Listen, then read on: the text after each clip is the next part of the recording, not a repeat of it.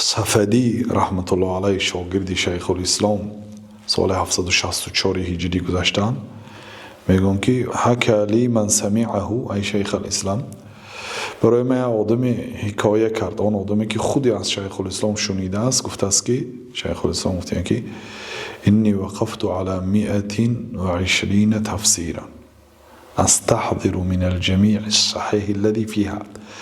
من 120 تفسیر را خوندم. 120 تفسیر وقتی که میگویم 120 مجلد نه، چون که یک تفسیری طبری خودش 20 جلد است مثلا بنابراین بعضی طبعه ها. تفسیر ابن کثیر 8 جلد است، تفسیر قرطبی 20 جلد است مثلا.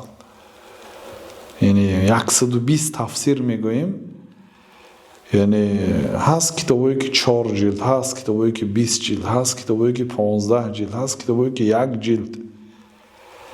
از 120 یعنی 120 تفسیر را خوندم، از بین اینها روایت های صحیح را من گفته میتوانم گفتن. یعنی اون تفسیرها هم روایت های ضعیف دارد هم صحیح دارد، صحیحش را گفته میتونم. در کتاب الوافی بالوفایات ذکر کردم.